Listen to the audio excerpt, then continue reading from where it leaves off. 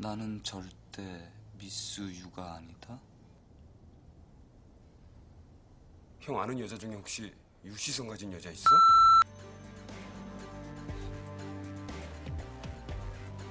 흰색 고급 세단을 끌고 어디론가 향하고 있는 이들은 킬러입니다. 운전을 하고 있는 이 남자의 이름은 재영. 뛰어난 사격 실력을 가진 그는 목표한 타겟을 가장 정확하고 깔끔하게 처리했죠.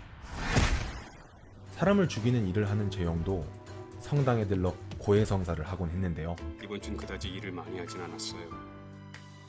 5 정도 죽였습니다. 농구부 한 팀이구만. 너 몰랐는데 도망갈 땐 차 존나게 잘 논다. 뭐? 이 새끼가? 정우는 이들 중 가장 더러운 성격을 갖고 있습니다. 킬러가 안 됐었더라도 분명 사람 몇 명쯤은 충분히 죽였을 인간이었죠. 이런 정우의 불같은 성격처럼 타겟 처리 방법도 굉장히 화끈했는데요. 그 방금 천장에 폭약 설치하고 나온 사람인데요. 아직 안 터졌어요?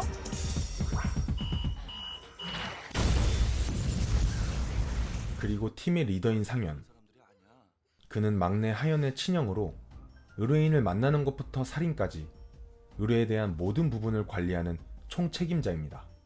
상현은 컴퓨터에 능통한 동생 하연을 팀의 구성원으로 포함해 정보를 수집하는 일을 시켰지만 실제 살인에는 가담하지 못하게 하고 있었죠. 난 왜 맨날 이런 것만 해?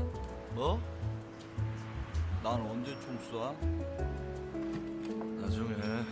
이렇게 각기 다른 4명의 킬러들은 의뢰인이 원하는 날짜와 시간에 원하는 방법으로 사람을 처리해왔고 그런 그들의 성공률은 100%를 자랑하고 있었습니다. 이들은 매일 아침 뉴스를 꼭 챙겨봤는데요. 이는 킬러로서 세상이 돌아가는 것을 알기 위한 것은 그냥 오영란 앵커가 예뻐서였죠. 오늘 그들의 타겟은 검찰로 압송되고 있는 차량 안의 누군가. 저 중에 누구야? 야 형! 야 가운데 안겨! 작전 중간에 예상치 못한 일들이 있기는 했지만 재영의 뛰어난 사격술로 검찰에 도착하기 전 타겟을 처리하는 데 성공합니다. 사실 이들이 살해한 사람은 탕문배의 범죄 사실을 입증할 중요한 증거를 갖고 있는 사람이었고 김도신 사장 알지? 예. 아우님하고 친해져. 김도신 사장이 죽었다. 널 평생 깜빵에 쳐넣을 수 있었는데 어젯밤 검찰청으로 호송하던 도중에 살해당했다. 그가 살해당함으로써 탕문배는 증거 불충분으로 풀려나게 되었죠. 탕문배가 증인의 살해를 사주했다는 심증은 충분했지만 물증이 없었던 조검사는 탕문배를 잡기 위해 킬러들의 뒤를 밟기 시작합니다. 한편 정우는 한 여자를 죽여달라는 의뢰를 받게 되는데요. 차창 너머로 여자의 얼굴을 보게 된 정우. 슬픈 표정의 여자였지만 정우는 그녀에게 한눈에 반하게 되죠. 타이밍을 놓친 정우는 그녀의 아파트까지 따라가게 되었고 저기요. 여자가 임신을 했다는 사실까지 알게 되며 살해 계획을 실행에 옮기지 못하게 됩니다. 그 차가 서고 내가 탁 옆에 가서 섰거든. 그리고 내가 총을 장전시키고 겨눴거든. 그리고 이렇게 땡기려고 그러는데 소음기 끼고? 소음기 꼈지. 도로 한복판인데 차율이 안 내리고? 유리를 내렸지. 차유리 박살나는데 그거 참가. 씨발. 갑자기 중간에 오토바이가 들어오더라고. 야 이 새끼 오토바이가 들어왔다고 못 쏘냐? 야! 경찰 오토바이였단 말이야. 스케줄 차질비 좀 알게 해라. 어? 근데 그 여자 아기를 가졌던데 배가 이렇게 부르던데? 차 안에서 배부른 게 보여? 이들에 대한 수사를 이어오던 조검사는 빌딩 경비가 수상했다는 사실을 뒤늦게 인지했고 빌딩 경비는 수염 같은 거 안 기르겠죠? 사건 당시 CCTV 분석 자료를 통해 상현과 킬러들의 존재에 대해 알게 되었습니다. 그렇게 조검사는 곧바로 이들의 집으로 향하게 되죠. 이 차 어디서 났어요? 탕문배 입건할 때 압류된 차예요? 잠복하고 비행할 땐 너무 경찰차 같은 건 안 좋아요. 상현의 집 앞에 도착한 이들. 때마침 킬러들이 집을 나서자 조검사는 집 안으로, 동행한 김 반장은 킬러들을 미행하기로 합니다. 방문배의 차를 갖고서 말이죠. 야, 불법 유턴하지 마. 형, 누가 자꾸 엉기는데? 뒤보지 마. 5846. 근데 지금 우리 도망가는 거야? 가만히 있어봐. 나 왜 쫓아오는지 한번 물어보고 올게. 야, 뭘 물어봐 이 새끼야! 김 반장의 미행은 성질 더러운 정우 덕분에 금방 정리됐지만 그 사이 조검사는 온 집안을 샅샅이 뒤져 이들이 킬러라는 것에 확신을 갖게 되었습니다. 뿐만 아니라 다음 사건이 오페라 극장에서 벌어질 것이라는 사실도 알게 되었죠. 화면 보기를 누가 바꿔놨어. 네가 써놓은 거 아니야? 우리 집에서 영어로 이렇게 긴 문장 쓸 수 있는 사람은 아무도 없어. 다른 건 총알이 비는데 8발. 그날 밤 정우는 임무를 완수하기 위해 또다시 여자를 찾아갔지만 저기요, 이거 흘리셨는데요. 안녕하세요.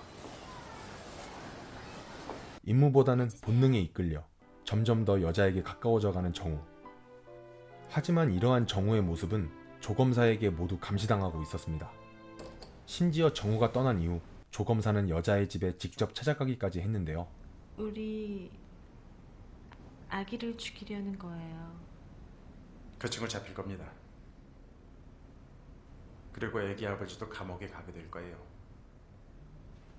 어차피 우린 그런 일을 하는 사람들이니까요. 아기 아빠한테 가서 우리 아기 죽이지 말아달라고 부탁해주세요. 우린 잡는 사람이지 나쁜 짓 하지 말라고 부탁은 안 합니다. 그래도 좀 하세요. 한편 상현과 하연은 새로운 의뢰를 받게 되어 현장에 나가 있었습니다. 의뢰인이 꼭 왼손을 잘라달라 했기에 상현은 자연스럽게 왼손을 내밀 수밖에 없는 톨게이트 직원으로 위장했지만 예상과는 다르게 이 운전자는 오른손만 죽어라 내밀고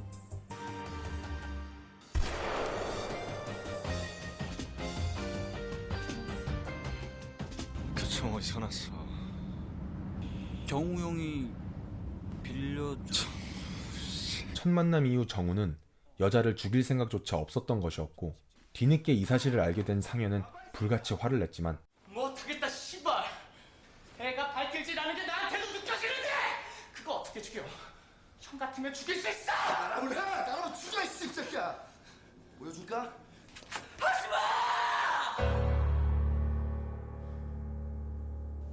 정우 형은 지금 사랑을 하고 있는 거야. 형은 아무 말도 하지 못했고 내 절규를 듣던 정우 형, 재영 형은 감격스러운 마음을 참지 못하고 울었다. 정우 형은 지금 사랑을 하고 있는 거야. 지금 인간이 스스로 할 수 있는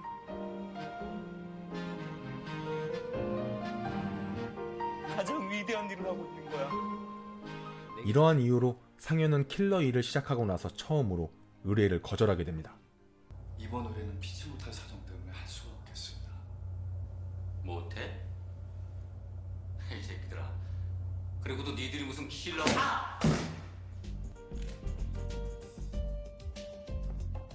그리고 이날 의뢰인을 찾아온 건 상현과 하연만이 아니었죠. 애기 죽이지 마세요. 애기 죽이지 말라고 부탁하러 온 거예요. 내가 지금 만만해 보이냐? 그렇게 오페라 극장에서의 임무를 실행에 옮기는 날, 예상보다 훨씬 많은 경찰들을 보고 이들은 당황할 수밖에 없었는데요. 씨발, 우리 무슨 경찰서 아니야? 지금 평소 때 경비 태세가 아니라고.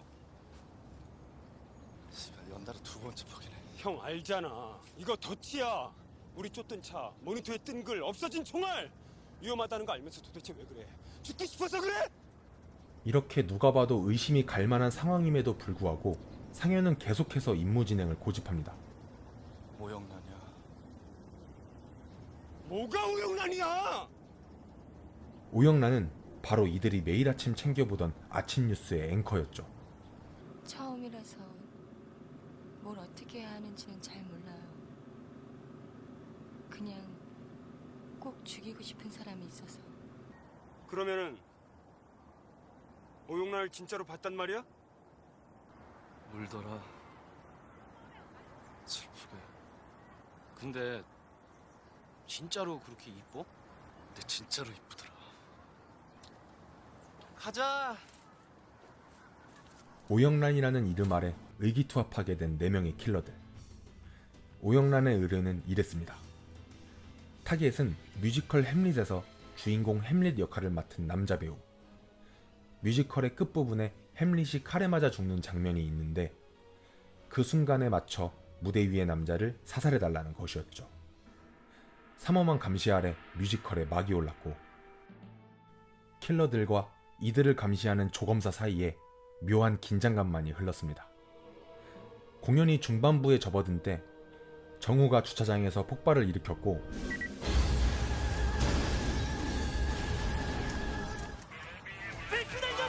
그 사이 상현과 하현은 이들의 시야에서 감쪽같이 사라졌습니다. 그리고는 의뢰인의 요구에 맞춰 남자 주인공을 살해하는 데 성공하죠.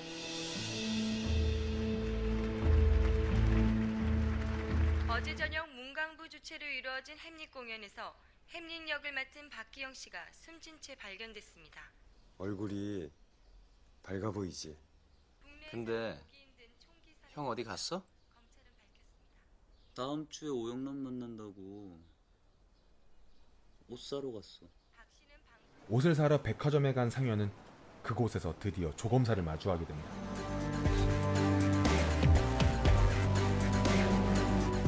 도망치다 막다른 길에 다다른 상현.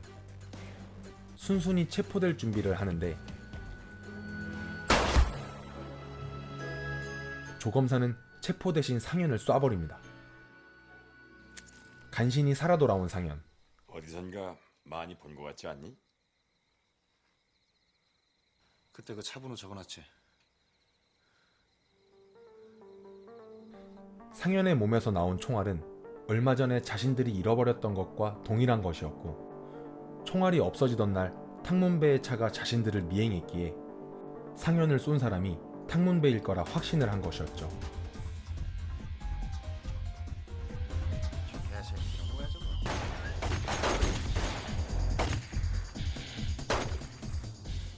이들이 탕문배를 죽이는 사이 상현이 눈을 뜹니다. 아저씨, 나 쏜 친구 경찰이래요. 총만 쏘고 그냥 갔어요. 잡기가 싫었나 보지. 그냥 총만 쏘고 싶었던 모양이로구만. 날 죽이고 싶었나 보죠? 아닐걸? 총 갖고 노는 놈들이 미연전에서 욕이다 소리가 없지. 많이 봐주었구만. 그렇게 조검사를 만나러 간 상현. 나 자수하러 왔어. 조속 꾸밀 시간은 있지. 바빠. 다음에 봐라.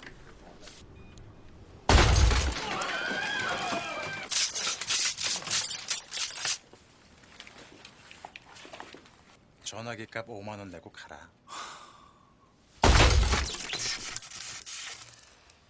35만 원 내고 가라. 돈 받고 주문받지 않은 이상 사람 안 쏘는 거 안다. 제발 그냥 가라. 무려 검찰청 안에서 총을 들고 설치는 상현인데 조검사는 그냥 가라는 말만 되풀이하죠. 그렇게 상현은 검찰청 밖으로 당당히 걸어나가고 4명의 킬러들은 다시 일상으로 돌아가며 영화는 이렇게 끝이 납니다. 아마 많은 분들께서 조검사의 행동에 대해 이해가 안 되실 거라 생각을 합니다. 영화 전체에 조검사와 상현이 마주하는 장면은 딱 2번인데요. 첫 번째 만남은 조검사가 상현을 쏜 날, 그리고 2번째는 검찰청 안에서였죠. 이 2번의 만남에서 조검사의 행동이 조금 이상하기는 합니다. 그냥 체포하면 될 상현을 굳이 총으로 쏴버린 것, 그것도 죽지 않을 만큼. 그리고 검찰청에서 무려 총을 들고 행패를 부리는 상현을 아무런 제지 없이 내보낸 것. 저도 처음엔 조검사의 행동이 이해가 잘 안 갔는데요. 근데 조금 생각해보니 어느 정도 납득이 가는 부분이 있습니다. 사실 킬러라면 무조건 나쁜 거죠. 이유가 어떻든 사람을 죽이는 일을 하는 거니까요. 처음엔 조검사도 당연히 이런 생각을 했긴 했는데 영화가 진행되면서 킬러들에 대한 인식이 두 사건에 걸쳐 바뀌게 됩니다. 한 번은 자신이 잡아넣은 탕문배가 쉽게 풀려나게 된 것이었고요. 뭐냐? 수갑 안 차? 조지 나왔습니다. 나오자마자 찾아뵈러 온 겁니다. 자기를 잡아놓은 검사를 찾아와 인사드리는 예의. 심지어 풀려난 탕문배는 자신을 약올리러 오기까지 했죠. 또 하나는 아이를 살려달라는 여자와의 대화에서였습니다. 애기 아빠한테 가서 우리 애기 죽이지 말아달라고 부탁해주세요. 우린 잡는 사람이지 나쁜 짓 하지 말라고 부탁은 안 합니다. 이 두 씬은 조검사가 현실의 벽에 부딪혀 현타를 느끼는 모습을 직접적으로 보여주는 장면입니다. 이렇게 본인은 해결할 수 없었던 현실의 문제들을 킬러들이 쉽게 해결해 나가는 것을 보면서 조검사는 이전의 생각을 고쳐먹게 되죠. 킬러가 이 사회에 꼭 있어야만 하는 필요악 같은 존재라고 인정을 하게 된 것입니다. 결국 이렇게 생각이 바뀌게 된 조검사는 킬러들을 역이용하기까지 합니다. 바로 법의 테두리를 교묘하게 벗어난 탕문배를 자신의 손에 피 한 방울 묻히지 않고 죽게 만든 것이었죠. 조검사는 여기에 그치지 않고 살기 좋은 세상을 만들어 킬러들이 더 이상 설 자리가 없게 만들겠다는 그런 의지를 불태웁니다. 명심해. 난 널 굶겨 죽일 거야. 영화엔 배우 공효진 씨도 조연으로 출연을 했고요. 생각보다 많은 카메오들이 등장하니 영화를 보시면서 이들을 찾아보는 것도 재밌으실 거예요. 무엇보다 배우 원빈의 첫 영화 데뷔작인 오늘의 영화 킬러들의 수다. 리뷰는 여기서 마치겠습니다. 무비맨이었습니다.